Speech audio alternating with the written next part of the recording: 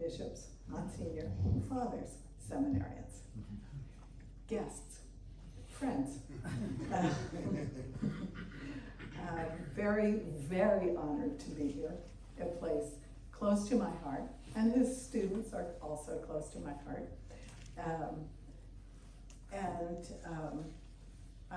There are many things to say. I won't say them all, I promise.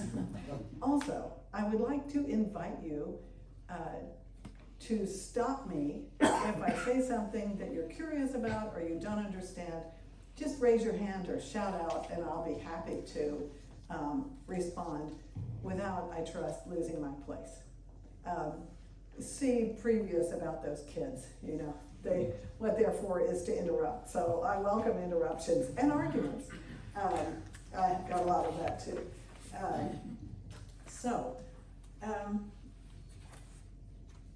When we consider Evagrius passing back and forth from Syriac to Greek, or from Greek to Armenian, or from Syriac to Armenian, what we think about is a network of connections in the Middle East. And this could be described as a broader network too, but I'm just going to concentrate on the one around Evagrius. We think of a network in the Middle East that is very curious about the things that he's talking about, and that want to know more, but need to read those things in their own language. This project, and of course not just restricted to Evagrius, but even earlier, of course, to Ephraim the Syrian, this project of bringing things that you want to read into your own language, otherwise known as translating, is one that is extremely complicated, more complicated than it seems, because in the period that we're talking about, there were no lending libraries. There were no lending libraries in the 3rd or 4th or 5th century. It was very complicated to try and get a book that you wanted to read for your own benefit or you wanted to put in your library. And I'm going to be talking about, in part, about the network of people and places that make it possible for the works of one particular esteemed author to pass into the language of other people. But I want to begin actually talking about that with a contemporary anecdote that involves some of the people with whom I formed a team to translate the Gnostic trilogy of Evagrius, which is that blue book that should be going around. Naturally, as in antiquity, so in the present, a kind of fellowship is formed when you work on something together, right? I mean, you all know this, because as priests and as members of the 2 dioceses of the Maronite Church, you have to work together. So those of us who worked on the trilogy, the Gnostic trilogy, and I can explain the title later, recently received, actually on the 31st of March, we received a letter. And receiving a letter now, of course, is something that doesn't happen with a messenger. It happens fast over the internet.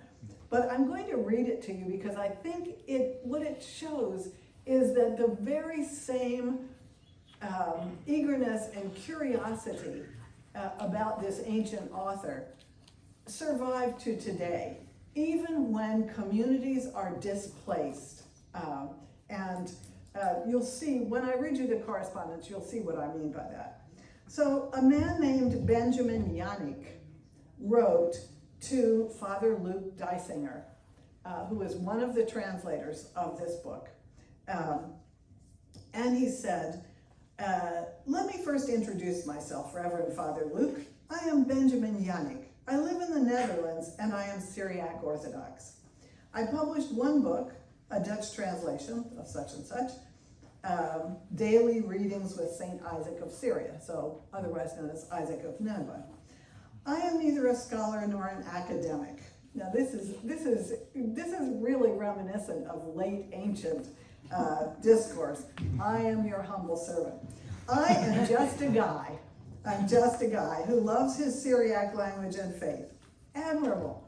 I am probably the last generation, I am 39 years old, who can write and read Syriac. So I feel the need to publish some books bilingual and vocalized. This is really interesting.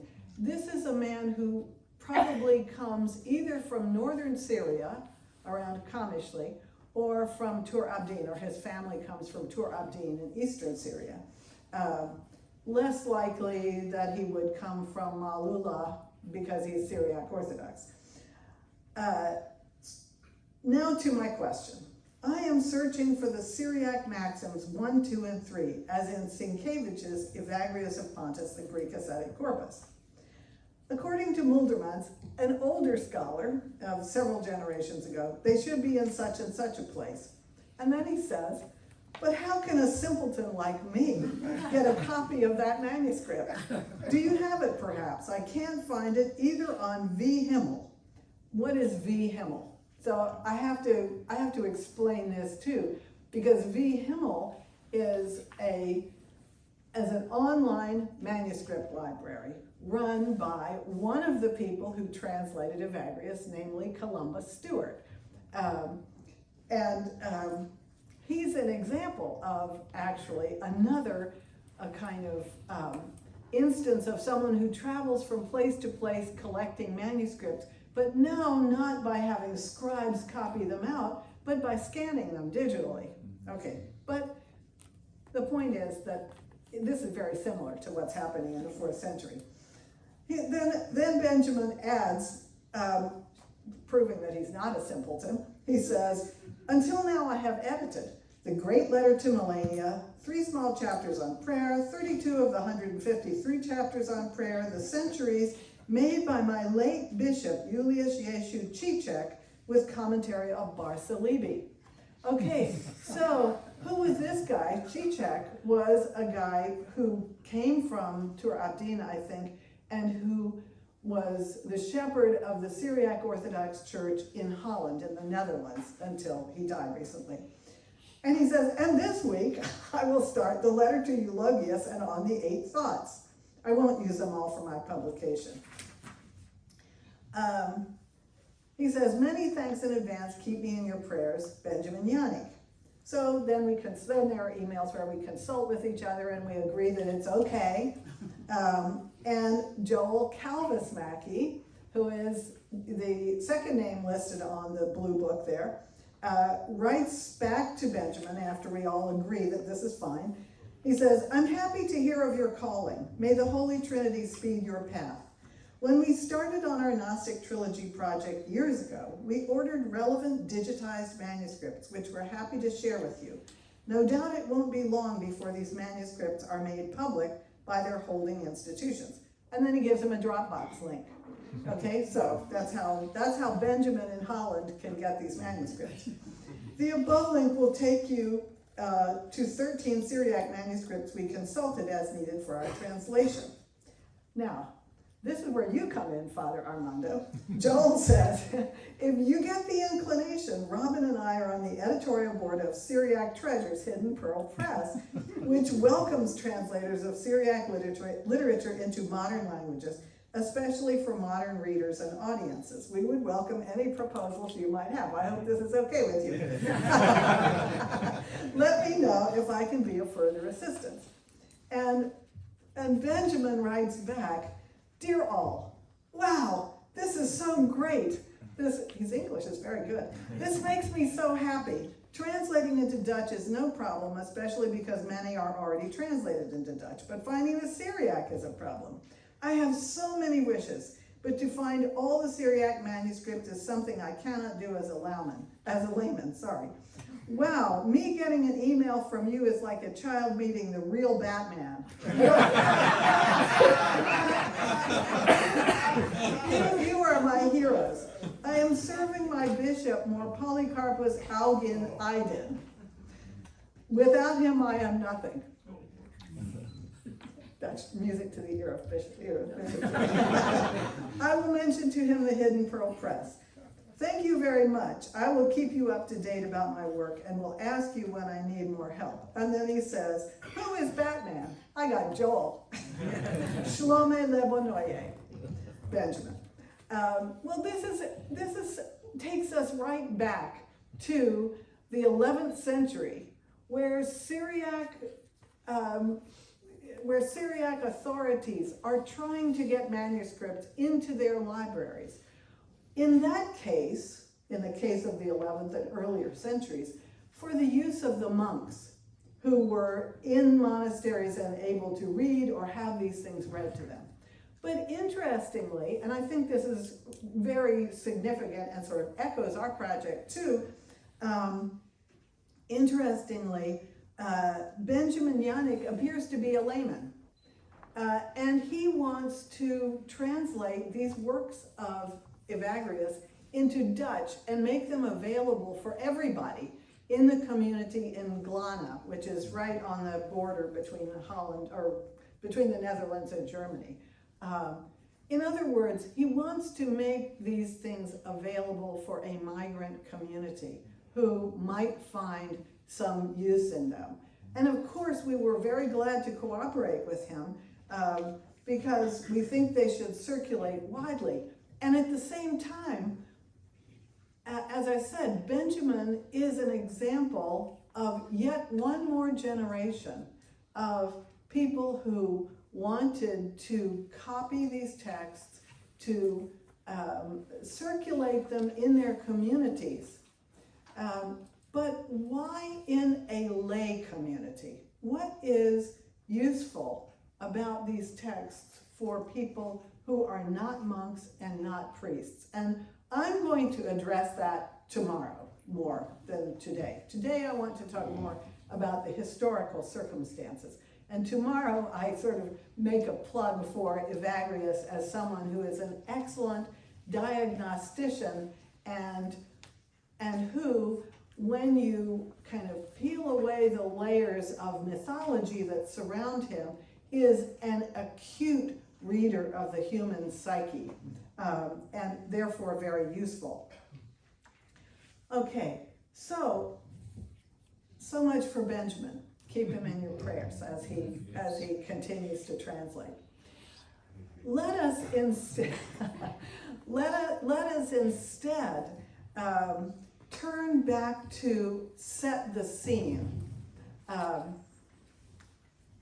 I actually did make PowerPoints, which unfortunately, when they transferred from my computer to Father Armando's computer, didn't come across. The files were corrupted somehow. But I will try to make them available to you later because they do have a good map and some interesting examples of cultural exchange that forms the whole basis for Evagrius's coming into Syriac. And it's much older, that cultural exchange is much older than Evagrius himself.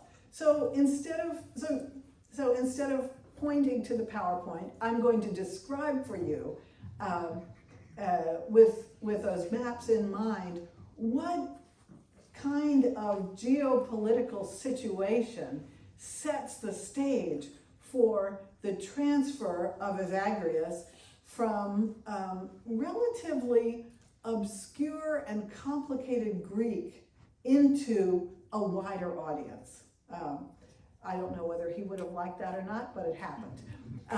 So let's think first about the ancient version of the language of Syriac and how it is distributed in the ancient world. If you imagine a map of the Middle East, which, given unfortunate current events, you probably have in your head, not unfortunate, I should say tragic and horrible, you have in your head. If you can imagine from the eastern coast of the Mediterranean all the way to Iran, from about the 3rd century before Christ, continuing into the medieval period, that is the geographical extent of the Aramaic language. It was an extremely important language, used not only for everyday conversation by people living in the territory that would become Lebanon, and living in Syria, living in Palestine, all the way down into the Sinai Peninsula, and then all the way over into Mesopotamia, and all the way down the Tigris and Euphrates. That's the remit of Aramaic, and it's used by different people for different reasons. Of course, it's not all one language, there are dialects, and that's important to remember, considering where this is going. So Aramaic then is, of course, the language of Jesus. Although, as a footnote, I have to say, and I think this is interesting, that the great biblical scholar Joseph Fitzmyer wrote a very interesting article attempting to prove that Jesus probably also spoke Greek. I raise that because bilinguality is also something that it's hard for, well, I'll just say not you, but me as an American to imagine the extent of bilinguality that goes on in this arc of Aramaic language. But it came completely naturally to people who were living in this period, as it does, of course, to people from Lebanon or Syria who are bi, tri, and quadrilingual. So just keep that in mind too. There's long practice at making an equivalent between Aramaic words and Greek words, or Aramaic words and Persian words, because Aramaic, of course, is used as the official language of record for the Persian, the zone of Persian domination, which of course was in Mesopotamia all the way up to Syriac, all the way up to Syria, and occasionally, of course, depending on whether one of the shahs was riding out with his army, it could even go further west. My point is that there is interchange from very early, even though we are accustomed to think of the Eastern Mediterranean as a region in which the dominant language was Greek. Okay, that's not true. That's what I just want to make this point. It's not true. So that, and the reason that it's important that it's not true is that people on the ground in places like the eastern suburbs of the city of Antioch, current Antakya in Turkey, or in what the city now known as Urfa, but known in Syriac as Urhai and Greek as Edessa, these would have been bilingual communities. And not only bilingual, again, but trilingual and quadrilingual. So in Edessa, what languages would have been spoken in the early centuries, just as Christianity was beginning to get going? Okay, Syriac, which is the Aramaic of Edessa. So that would have been spoken there. Some form of Persian would have been, of the contemporary Persian language, would have been spoken there. Greek would very likely have been spoken there, and in fact is still preserved in an inscription in the church there, as it is in Nisibis. And then finally Armenian, because this was the southern extent of Armenian, I won't say domination, but expeditions, let's say that. And Edessa then was a really cosmopolitan city. Edessa is very important for the story of how Evagrius gets from Greek into Syriac, but we'll come to that later. So if you look, and these are readily available online, if you look at mosaics from Edessa in the pre-Christian period, what will you see? You will see in one mosaic alone, and this will be on the PowerPoint that you will get eventually, or maybe even tomorrow if I can figure it out. You will see a figure of Orpheus, Greek god, right? Everyone knows Orpheus, Greek god. He's wearing trousers and a hat that turns in one direction. What kind of garb is that? It's Persian garb. Yeah. So Orpheus is wearing Persian clothes. He's a Greek god, but a long inscription in Syriac is right beside him. And this is only one of the many beautiful mosaics that were made in this city. Why does Edessa have all these beautiful mosaics? Because it's wealthy, that's why. It's a trading post. And where there is trade, there is also trade in books. So again, we're going to come back to that. In other words, I better look at the time. This is a culture that is highly receptive, the culture of Edessa. It is highly receptive to cultures from the cultures of their representatives who live in it, of neighboring cultures, and it's in a sense the perfect place for a work like Evagrius's to become translated and spread among other people, maybe people who want to bring it into their own tradition, or possibly the few people who are not as capable in Greek as Benjamin Yannick is in English and Dutch, I assume, and German.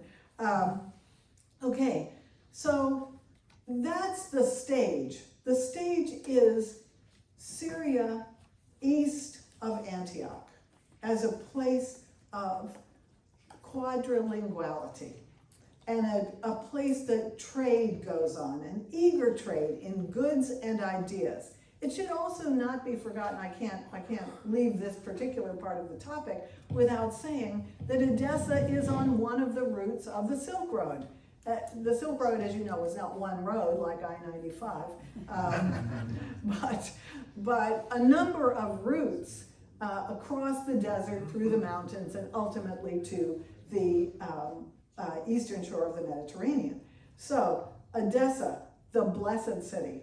We're going to, having said all that about Edessa and its population, I'm just going to suspend for a moment, and so you hold that with you, because we then have to go slightly northwest to talk about the origins of our subject, who is Evagrius. And I invite you to look at this, to look at this first, I think it's first, is the Lausiac history. Okay. To look at this first biography of Evagrius, which I am going to, if not completely debunk, at least contest, because it's important. Poor Palladius. What? Poor Palladius. Yeah, Palladius was fine. He was fine. His heroes weren't fine. He wrote a defense of John Chrysostom, and it didn't help. But, okay, so what have you got here when you look at this piece of writing?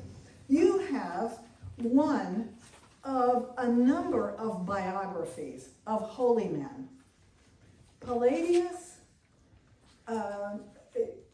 later Bishop of Helenopolis, was a man who had spent some time in the new, or relatively new, monastic establishments in Egypt.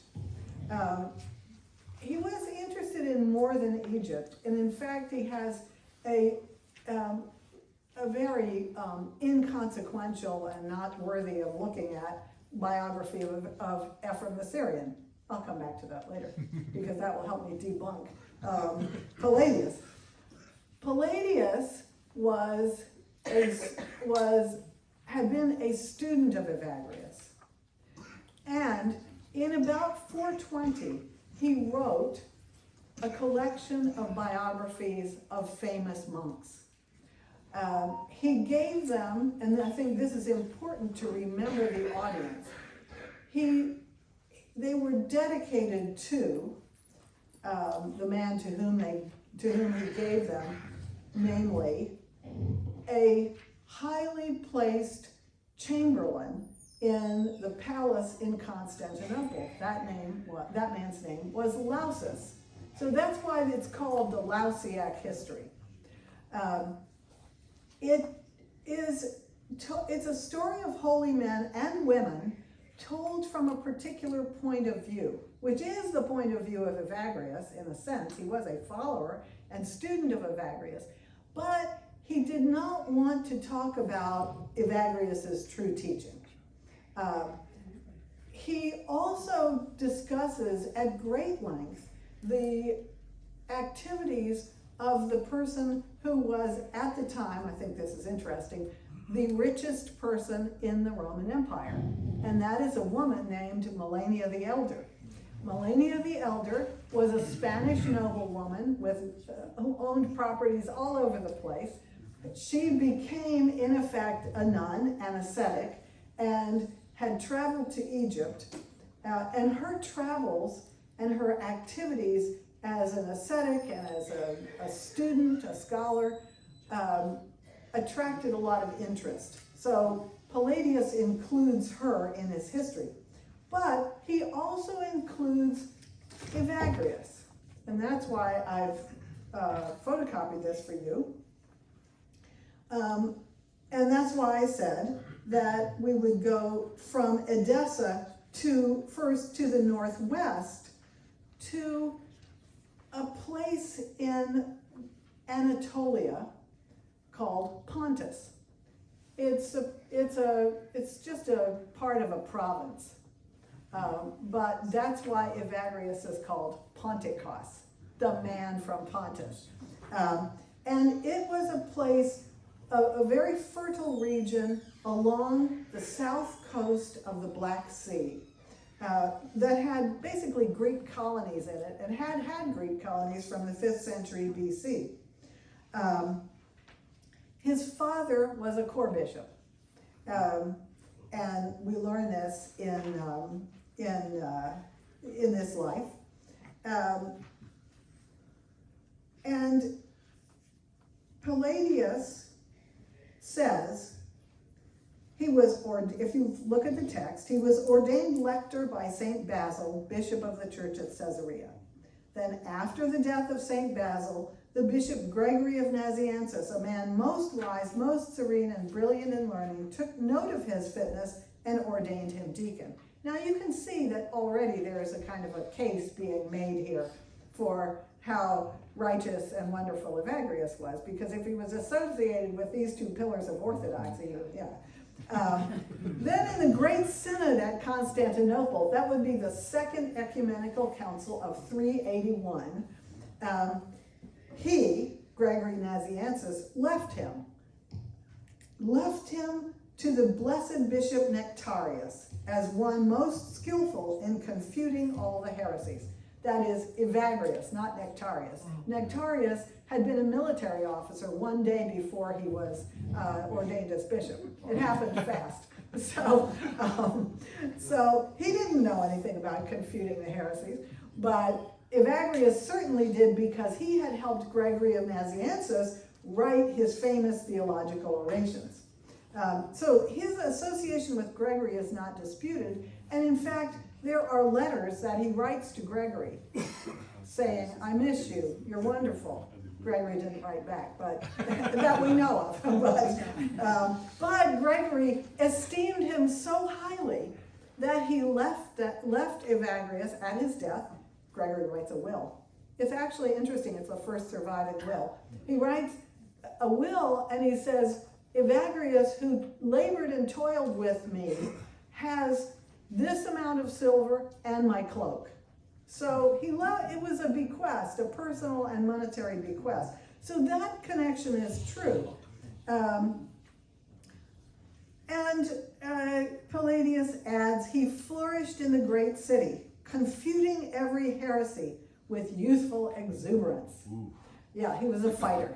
Well, of course he was. He was a rhetor. He had gone to rhetorical school, and actually it has been, I think, convincingly demonstrated by another Evagrian scholar that he went to the famous school of Libanius in Antioch, where John Chrysostom also went.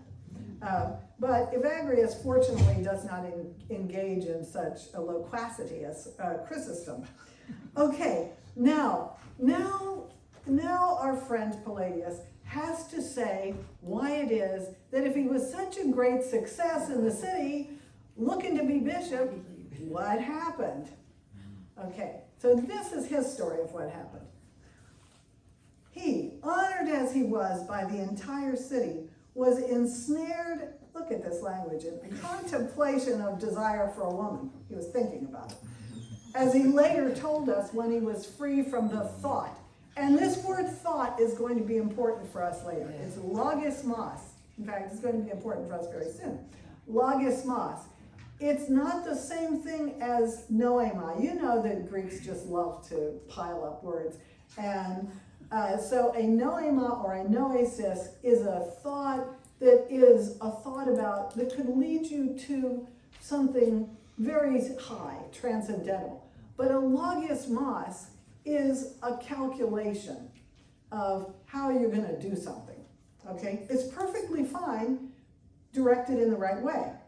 But here, he's ensnared in the contemplation of desire for a woman, namely the thought of desire for a woman. And of course, what's he thinking about? He's thinking about how am I going to pull this off? Of course he is. This woman also loved him in return. She was of the highest social class, naturally. I mean, okay, he might have been from Pontus, but he was fairly high class too. His father probably owned orchards, and that's where his olive groves, and that's where his money came from. He thought first about, this is kind of interesting, he thought first about how people would mock him, the delight heretics would take in his transgression. He wished to break off with the woman who by now was eager and frantic, but he could not do so, so caught up was he in the bonds of concupiscence. So he has a vision, and you're going to recognize this vision because it's very New Testament-like. He has a vision of being in jail. A friend, who is actually the angel who gave him the vision, speaks to him in the dream, in the jail, and says, why is his deaconship detained here? That's on page 112.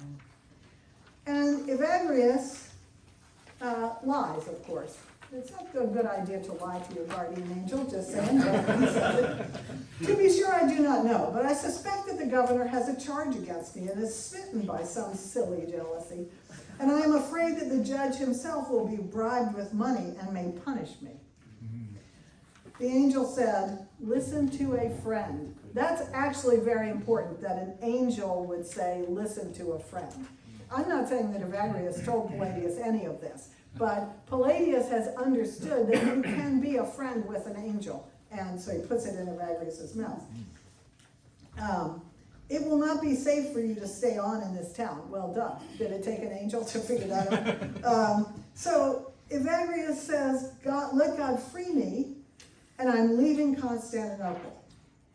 Okay, and then he came out of his ecstasis. And this translation says he came back out of his ecstasy, but ecstasis means that you're kind of out of your current situation. You're in another place entirely. So it's kind of a mental ecstasis. Putting everything aboard ship, he went on to Jerusalem. So he has a miraculous visitation by an angel. The angel turns him around, and now he goes to Jerusalem and meets his good friend. Now we're going to see when we get to the letters that Melania is indeed a good friend of his. So Palladius is not wrong in associating the two. he backslides once he's in Jerusalem, which is interesting. Isn't this a pilgrimage place? Isn't everybody holy? I just put the question out there. He was intoxicated with vainglory. Fortunately, he caught COVID. Bringing about God brought a 6-month fever upon him and wasted away his flesh, which had been his great impediment.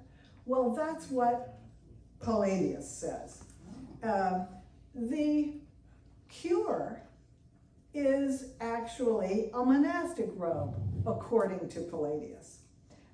He confessed to Melania, and she gave him, as it says on page 113, about 10 lines down, a change of clothing at her hands. But this was the monastic garb. Okay, now, I want to pause the story here, because I think Evagrius actually tells us, in another place entirely, in his own words, what has happened to him. Should I keep going until 11? Okay. Captivate audience. Yes. Well, it ends. It never ends. You know that. Okay, so if you go to the back portion of your handout,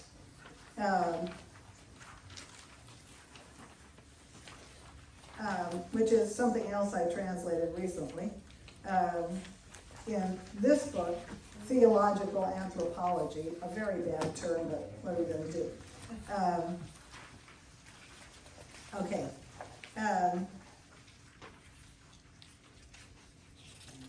Okay. If you go to page 126, I think we find a hint of the real story for why Evagrius had to leave Constantinople. But Palladius either didn't have this, or he didn't want, or he wanted to put his own story out there. That's what I think. So this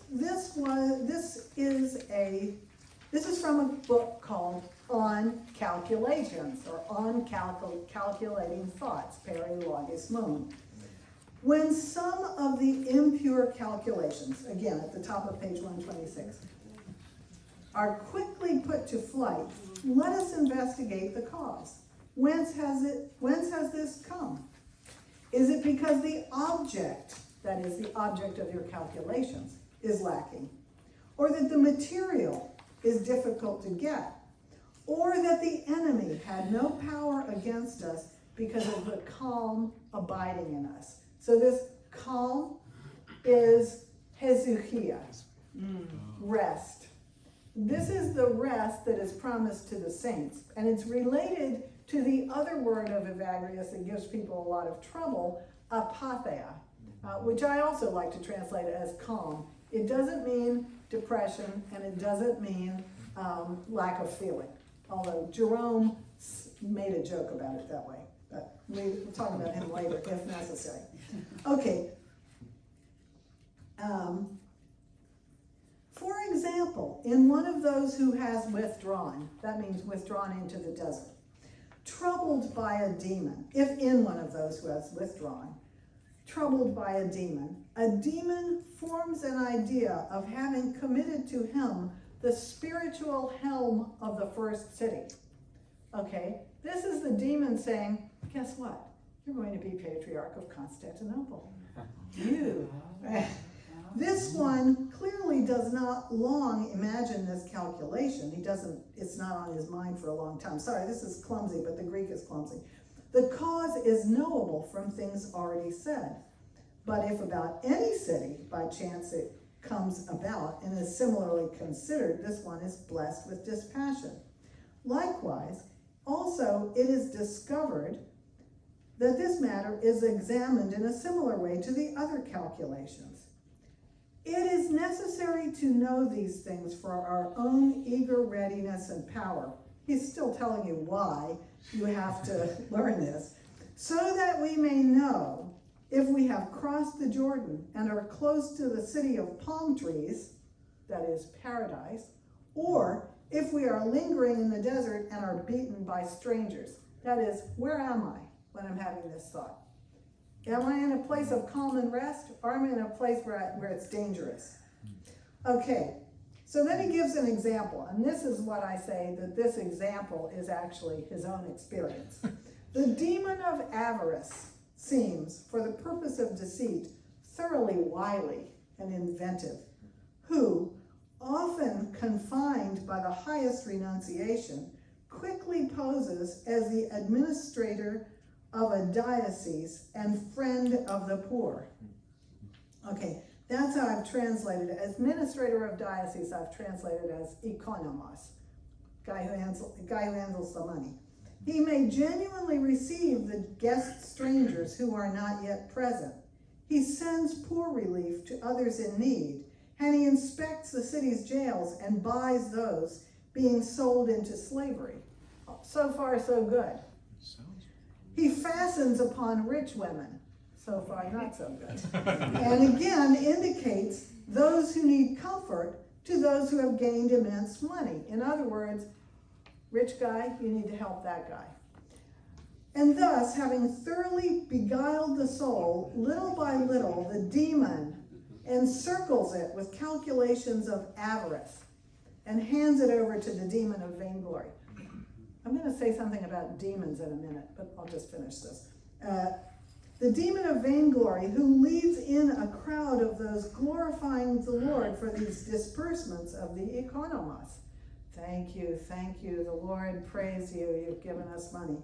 Then someone begins whispering a little about the episcopacy. He predicts by divination the death of the current bishop. Sorry, bishops, nothing against anyone here. And adds that the administrator should not flee from it, having accomplished so many things. You're ready for the job. Yes. And thus the miserable mind, bound with these calculations, fights those people not accepting his nomination.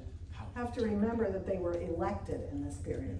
But to those who do accept it, he readily bestows gifts and approves their loyalty. Yes. But those who resisted, he hands over to judges and recommends an order to banish them from the city. Okay. I have to read the next paragraph too. As these calculations enter and spin about within the would-be bishop, quickly the demon of pride stands near, imprinting continuous lightning bolts in the air of the room, sending winged dragons and making him lose his mind. But we, having petitioned in prayer for the destruction of these calculations, let us live together in poverty. For we have not brought anything into the cosmos. Clearly we are able to take out nothing. Having food and clothing, with these we shall be content. Remembering Paul, who said, the root of all evils is love of money.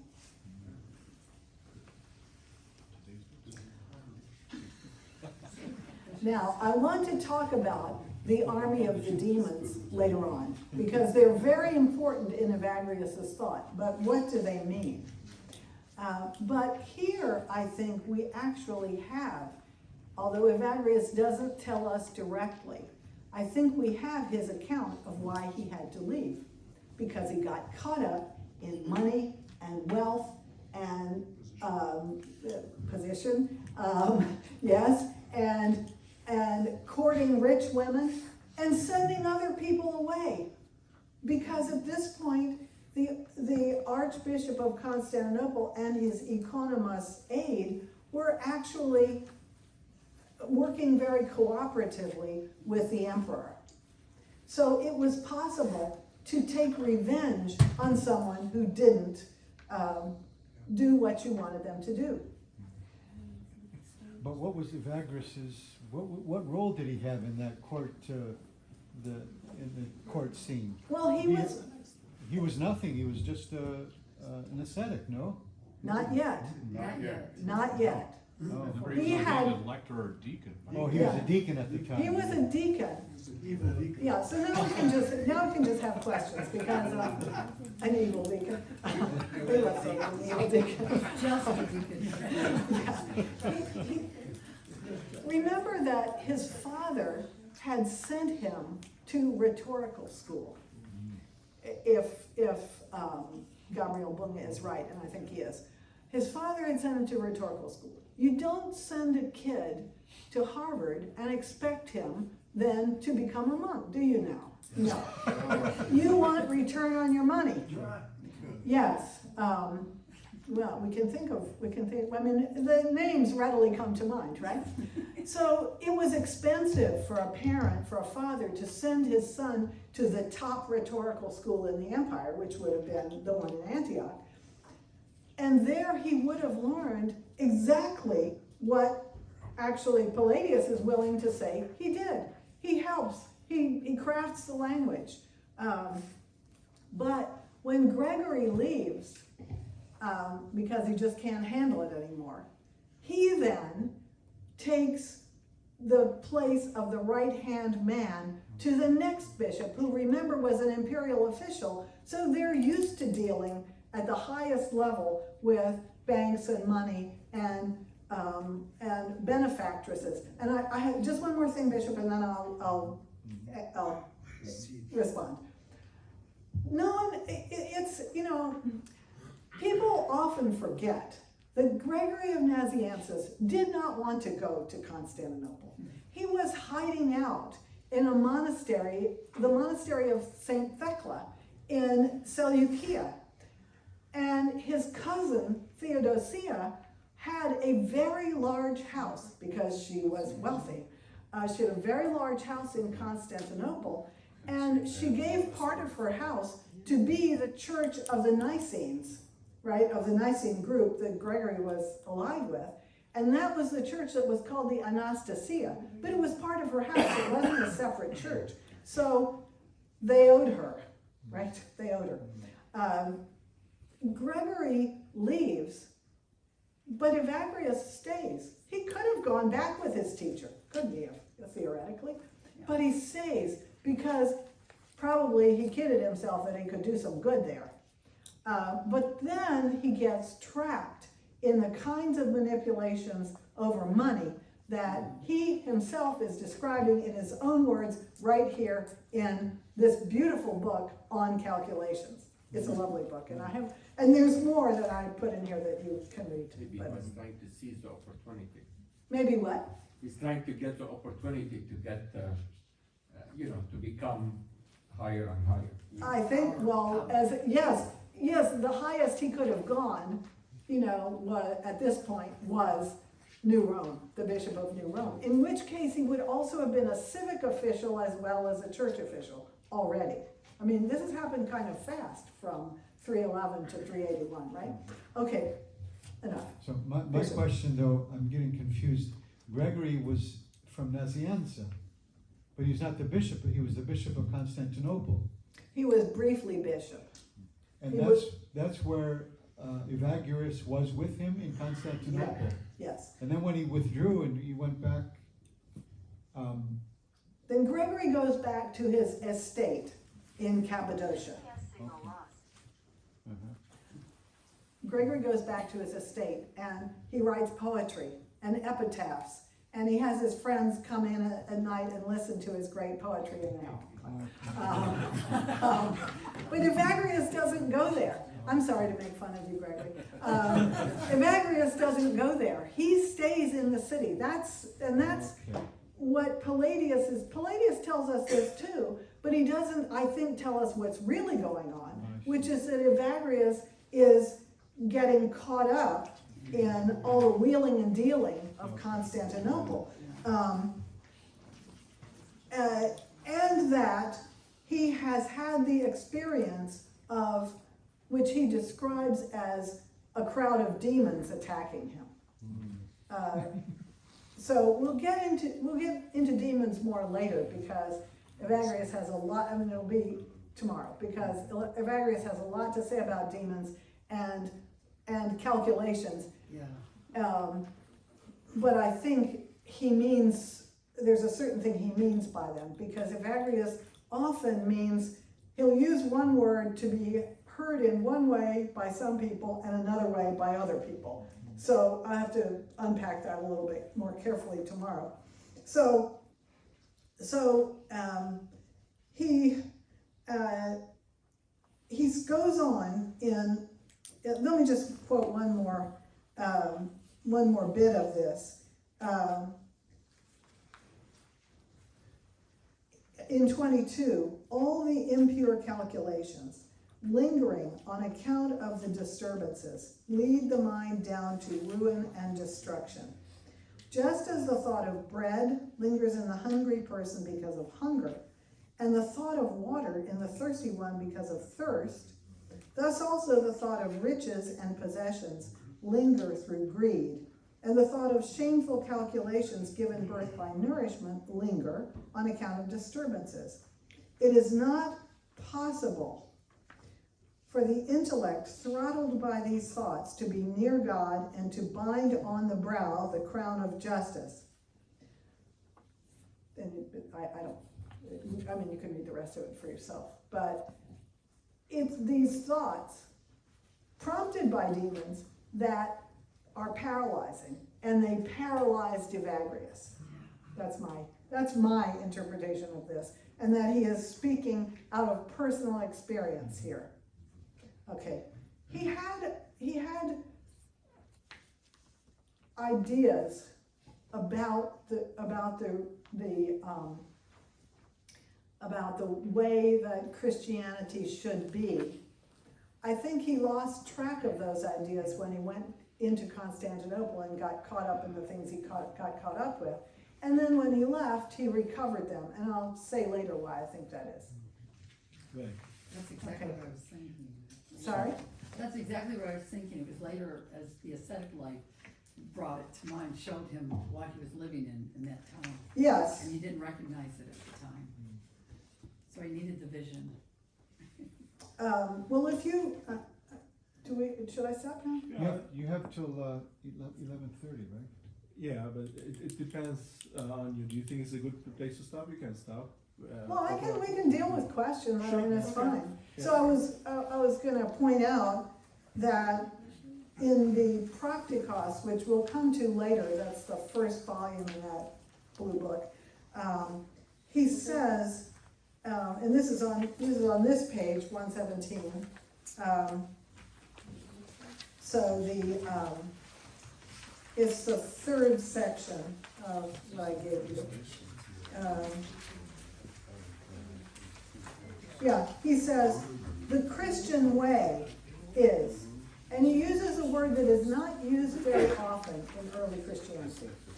He uses the word, and I say in a footnote, the term Christianismos signifies more than church, the discipline, the association of disciples, and the path one must follow. Which actually makes, it is actually a little reminiscent of Ephraim, who speaks about Christianity as a path. Would this be almost even like the Didache? Two ways there are. Yeah, yes. Same idea, right? Yes, this is the idea of the way, as in I am the way, the odos. This persists in Christianity even as a word like ecclesia is coming to mean church structure instead of assembly, which it originally meant. Okay, so the Christian way is, thank you, the teaching of our Savior Christ assembled from the practical and the natural and the theological. And then he goes on to say what the kingdom of the heavens is, what the kingdom of God is. But notice they're not places or territories. They're states. So the kingdom of God is knowledge of the Holy Trinity, a knowledge symmetrical. Oh, I forgot the kingdom of heaven, sorry. Dispassion of soul, apatheia, with true knowledge of beings. Well, I'll come to this again, but you cannot know without dispassion. You cannot know if you're in an agitated state or a state of greed or lustfulness. Knowledge is impossible. You can have logismos, you can make calculations, but you can't know, okay? The kingdom of God is knowledge of the Holy Trinity, a knowledge symmetrical with the structure of the mind and more imperishable than the mind. This is a very interesting thought we'll come back to. And then, well, yeah. See, I could just read it all day. Yeah. What someone loves, he seeks by all means, and what he seeks, he struggles to gain. And if every pleasure originates with desire, sense perception begins desire. This is epithymia in Greek. For what has no share in sense perception is free from desire. Against those who have, they'll promise this is the last one. Against those who have withdrawn from the world, demons wrestle barehanded. But against those attaining virtue in community, hang on, 117. Oh yeah. With others, or in companionship, they equip with weapons the more careless of the brothers. The second war is lighter by far than the first, because it is impossible to discover upon the earth human beings more malign than demons are able to undertake simultaneously all of their criminal actions. Demons are just better at it than we are, is what he's saying. Okay, I think we can, I'll go into his letter. I won't do his letters now. I'll talk about them in the next session. Yes? Another question, Please. because I think for all of us here, we're very concerned about our own Maronite origins. I think I'm seeing now a clear path for St. Maron, who was a priest and wanted to be a hermit. Mm-hmm. And his passion could have been influenced by Evagrius, because Evagrius realized all the temptations of the city, and St. Maron would have had an equal experience as being ordained a priest in the midst of people, and he probably went to battle the demons within and without, to his place of solitude and apomea, and his passion for the spiritual life could have been influenced by Evagrius. Oh, I think this, once Evagrius gets translated into Syriac, the way it goes in Greek is a different story, but once Evagrius gets translated into Syriac, then he gets constantly adapted in Syriac and transmitted wherever anybody is speaking Syriac and trying to live a serious Christian life. Usually, not too far away, there is a library either of Evagrian works in Syriac or someone who has adapted them, added new insights, etc. So in the last session, I'll talk about the distribution in Syriac.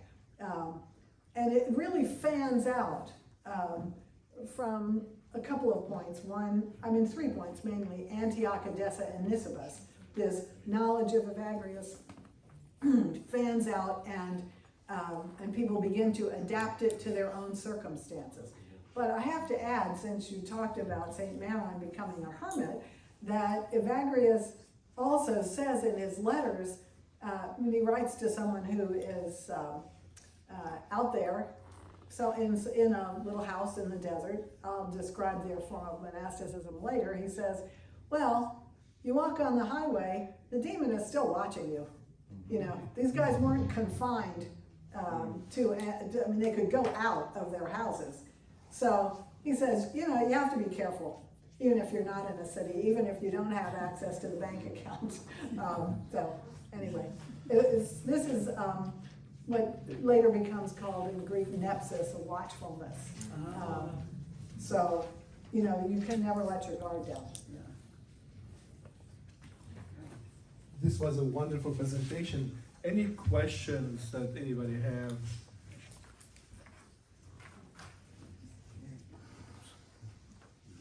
One second. There you go. Just out of curiosity, and you may speak about this later, but who did Evagrius have direct influence on as followers? Because I think Bishop Gregory's question kind of led me to think that we know that I guess he taught Cassian, right? was he his teacher? Did he have students that we know of that perhaps were of the Syriac ilk? Well, it's entirely possible that, I mean, this is an excellent question that you ask. So, what's the point of transmission into Syriac? And we can't actually pin it down until we get to the holy and ferocious Mar Axenoio, Philoxenus, who is allegedly in Mabug as his hangout, but he, what? Last year we had the discussion about. Yeah. But he actually, that's correct. But he actually moves around a lot and goes to Constantinople too, because he's trying to influence the Emperor Anastasius. That's later. But this is still, maybe 120 years after Evagrius. So how does Evagrius get into the Syriac realm? Where do these translations come from? Philoxenus probably does not, Philoxenus probably does not make the translations himself. He probably has them. And they've already been exercising some influence in the Syriac world before Philoxenus, who, trumpets them. My own thinking is that because Evagrius sent his works to Jerusalem for safekeeping, Syriac monks in Syriac-speaking monks in Jerusalem, or bilingual monks in Jerusalem, could have made the translations there. So when Evagrius dies, Melania and Rufinus are still in Jerusalem. They don't leave until after his death. I don't think it's connected, but they leave. Melania goes back to Rome, and Rufinus eventually goes to France, Gaul. And they're probably not supervising the translations in any way. They probably didn't know Syriac. Possibly someone who knows them and knows that they have this library starts working on the Syriac translation in the early 5th century. Because, and this I'm also going to talk about, because if you remember that in the early 5th century, Rabula of Edessa is making rules for monks who are going to be living in monasteries, no longer ihidoye. This could be very handy as part of the monastic library for instructors, for instance, for people who taught monks, to have this ready reference, particularly in the Praktikos. So we have to spend some time tomorrow on the Praktikos, because that, or maybe we'll get to it a little later today, because that would be of use for all monks. Yes, Father Constantine. I think Father Rodriguez. Sorry. It's okay. In terms of thinking of how Evagrius got into the Syriac bloodstream, we cannot only think of translations, because as you know, we're talking about bilingual people. So somebody may have read him in the original Greek, and my suspicion, based on my work on John the Solitary, is that even though John does not buy Evagrius wholesale, the ideas of passions, or the idea of thoughts being temptation, at least he got that. He may have gotten that from reading Evagrius. So that's another way of, it's definitely another channel of transmission, is through bilingual Syriac authors. Absolutely, that's a great point. And since you said bilingual Syriac authors, I'm going to mention the name of a really important one, namely Porphyry.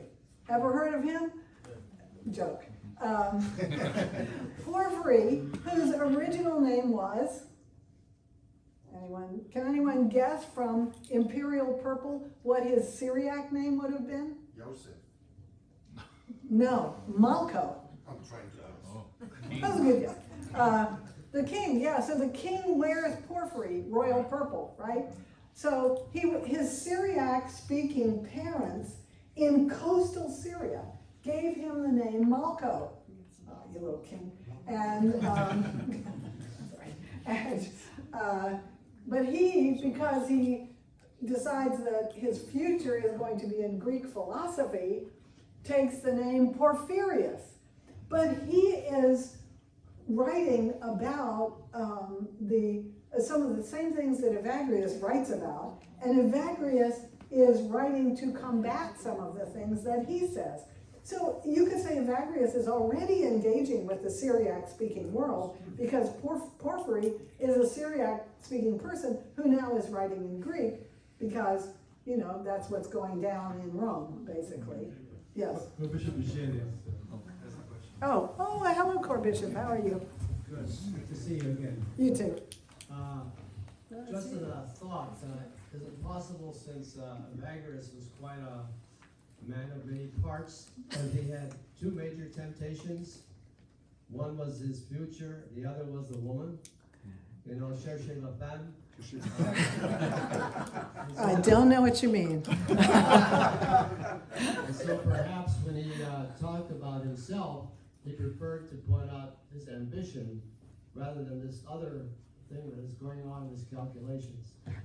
I thank you for that observation. It's quite plausible that he might even have, and Palladius might even have omitted his motivation, which was to get to the money by means of the woman. It's happened. And get to the kingdom by force. Yeah, exactly. So I think you make a very good suggestion, and I will surely give you credit for the suggestion.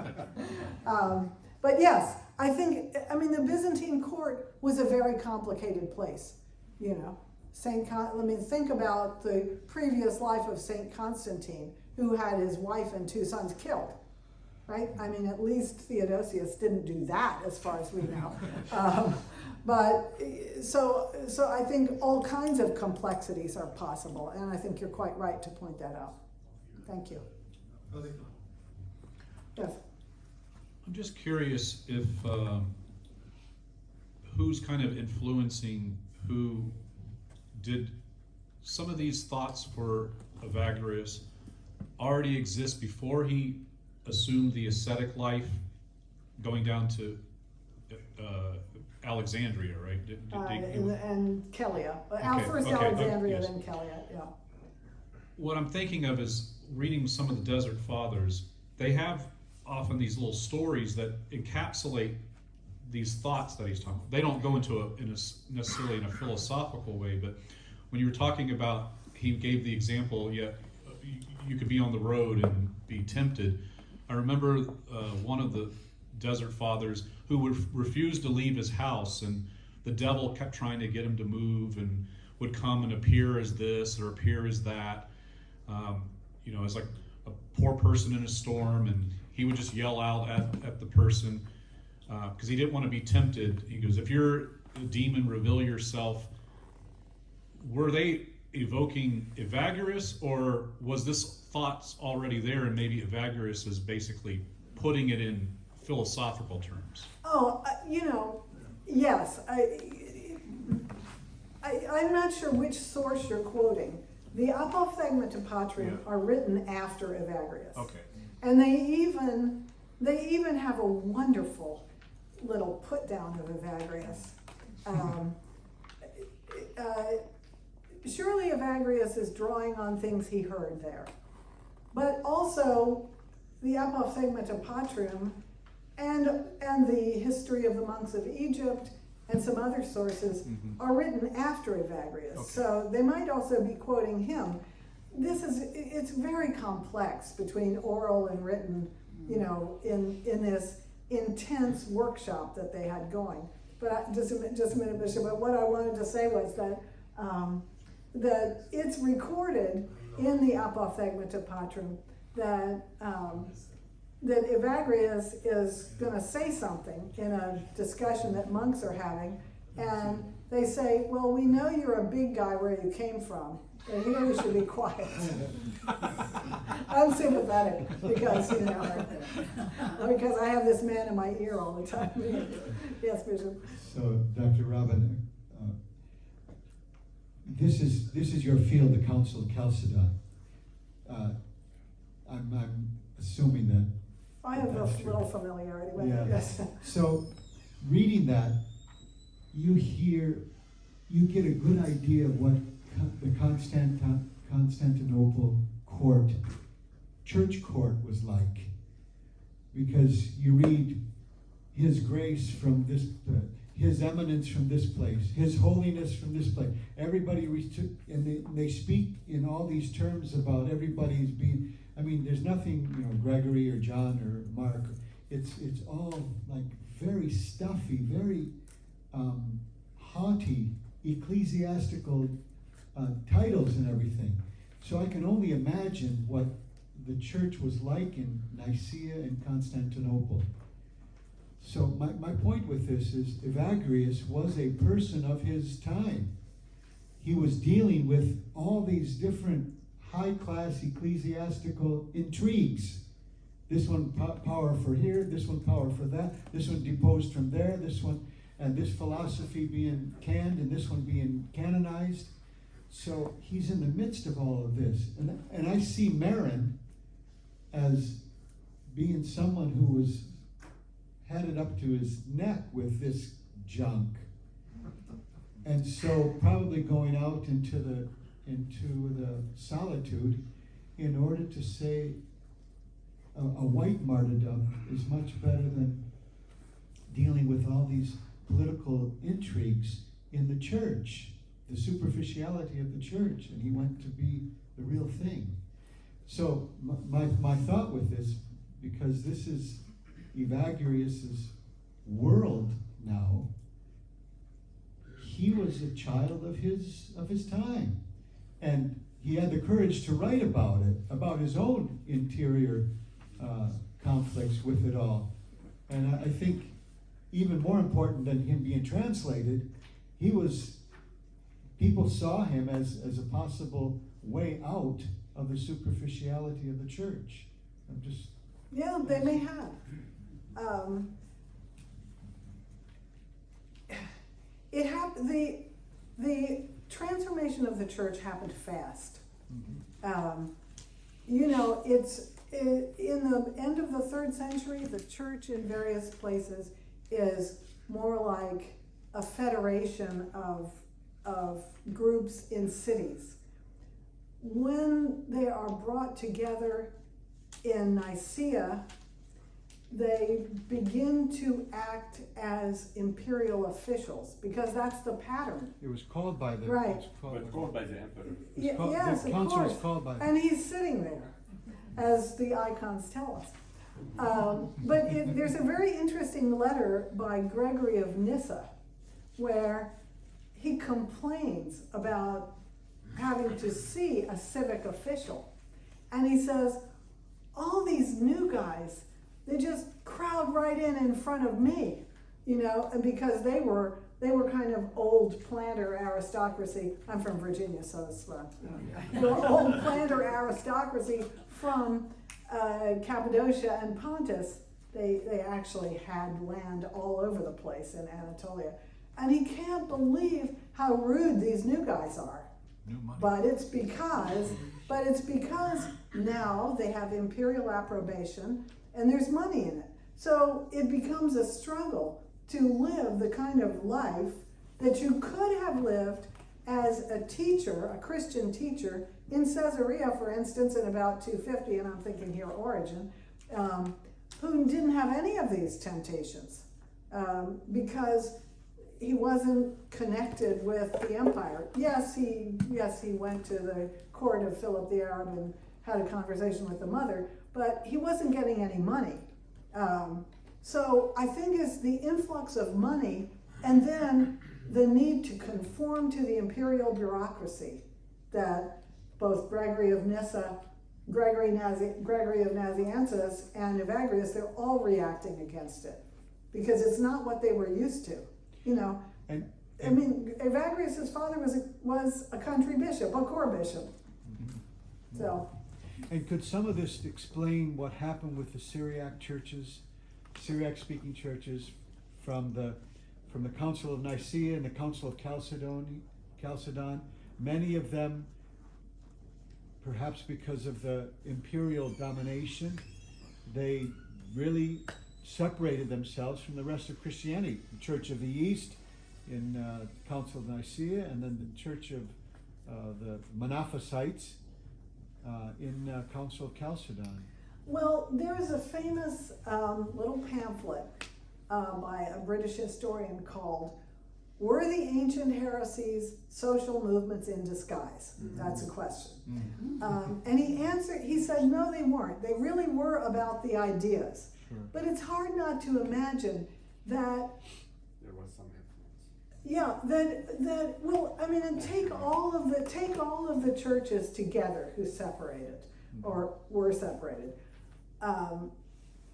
The Church of Egypt, the Church of Syria, the Church of Armenia. These churches had been under Greek cultural domination for 700 years. And what they learned was how to arrange their own organization that could separate from the organization of Constantinople. And if it took a council to effect that separation, they were good with it because they had created their own structures. And I think Philoxenus was a very important person in that role, more important than Severus, but we can get to that later. One more question.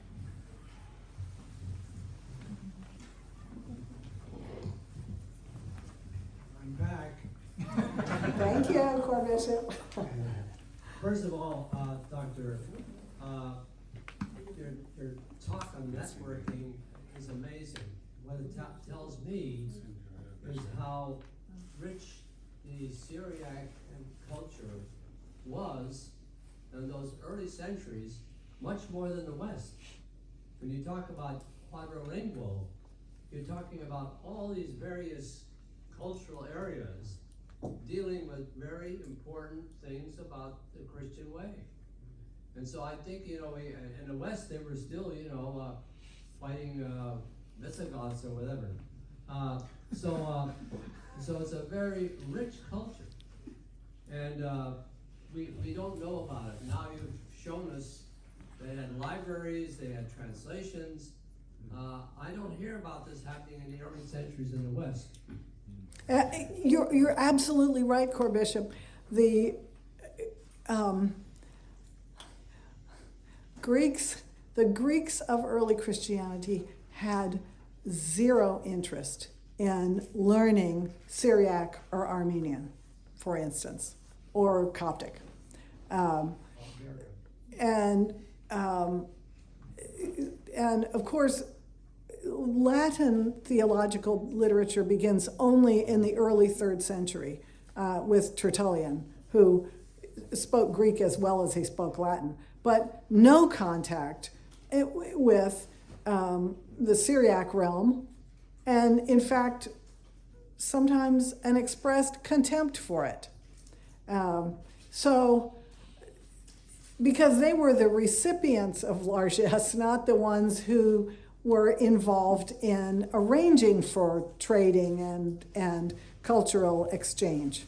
That's why Syriac culture is so rich compared to Greek culture at the time. Although I think in the 5th century, Greek culture is getting an infusion from Syriac culture by way of translations, but it doesn't really start until the 5th century. Yeah, the other point is about what Bishop Gregory here present brought up. It was bound to happen. The Chalcedon and Nicaea before and the early councils, because you had two basic issues from Christianity. One was, how can God be one and three? And the other is, how could Christ be man and God? and they tried to settle the issue. They never really did. The first It's true. councils came up with their, to me, the councils issued guidelines. It said, here is where the truth has to lie. But they had no real language to express how that works. So they came up with their answers and said, this is where we are as the central church. But the issues they raised, we're still wrestling with today. So this is a natural development of Christianity vis-a-vis Judaism and Islam. Yeah, good point. But thank you very much.